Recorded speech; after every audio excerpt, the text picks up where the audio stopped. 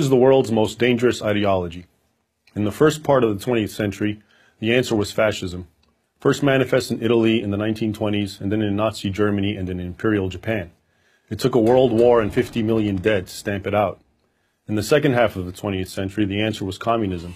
Between the Soviet Union, Mao's China, and their client states, at least 100 million people were killed in its wake. Today, the answer is Islamism, a radical and often violent form of Islam. Like fascism and communism, Islamism is totalitarian in nature. The state controls everything. Also, like fascism and communism, Islamism is inherently expansionist. It always seeks to get bigger, cross borders, and bring as many peoples as possible under its control. And, like fascism and communism, many of Islamism's adherents are prepared to kill to achieve its aims. Those aims are antithetical to everything Western and other free societies stand for. Free speech, free enterprise, freedom to practice or not to practice any religion, freedom of assembly, a free press, and, of course, fundamental human and civil rights for all their citizens. Islamism completely rejects the Western principle of separating religion from government. In its view, governments are legitimate only if they rule according to religious law, in Islamism's case, Sharia, Islam's extensive body of sacred laws. Sharia is based on the teachings of the Quran and the Sunnah. The Quran is believed to be the literal words of Allah as revealed to his prophet Muhammad in the 7th century, and the Sunnah consists of the words and deeds attributed to Muhammad. Islamists interpret Sharia to hold that anyone born Muslim must remain Muslim and face execution if they convert to any other religion, that adulterers must be stoned to death, that anyone who insults Islam or Muhammad must either be severely whipped or executed, and that thieves should have a limb cut off. In addition, Islamists condone polygamy and child marriage.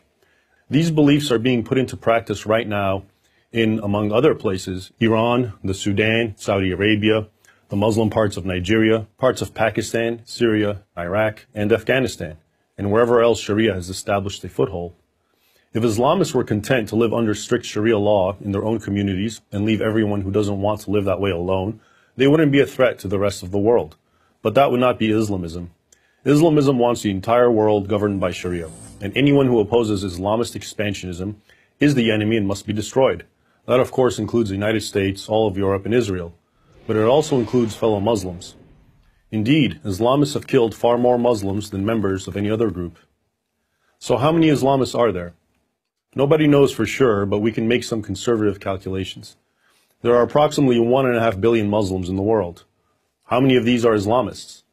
A 2013 Pew Research poll offers some clues. 86% of Muslims in Pakistan, 80% in Egypt, and 65% in Jordan support the stoning of adulterers. 79% in Afghanistan, 62% of Palestinians, and 58% in Malaysia, considered a moderate Muslim country, support the death penalty for Muslims who convert from Islam. If only 10% of the world's Muslims are Islamists, and the percentage is likely higher, that's 150 million people. Among these, how many are willing to take violent action to enforce their Islamism? Here we're talking about Al-Qaeda, the Islamic State, the Taliban, Hamas, Hezbollah, Boko Haram, Al-Shabaab, and other groups that send suicide bombers into markets, explode car bombs at funerals, throw acid in the faces of girls who attend school, murder sisters or daughters who defy the will of a brother or father, or who fly hijacked airplanes into buildings. This is a very hard number to pin down. So let's again be cautious and say the figure is only 2% of that 150 million. That's still 3 million people, 3 million potential terrorists organized by a common ideology and supported by many more. The good news is that hundreds of millions of Muslims are not radical Islamists. Just to cite one example, the Islamist Muslim Brotherhood governed Egypt for 1 year in 2012.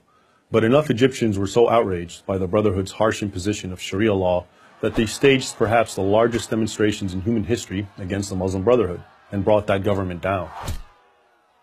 Since the beginning of the 20th century, every generation has been confronted with a lethal threat to freedom and fundamental human rights. Free people defeated the last two totalitarian threats, fascism and communism. If we want to preserve freedom, we, non-Muslims and Muslims alike, will have to defeat the threat of our time, Islamism. I'm Raymond Ibrahim, author of the Al-Qaeda Reader for Prager University.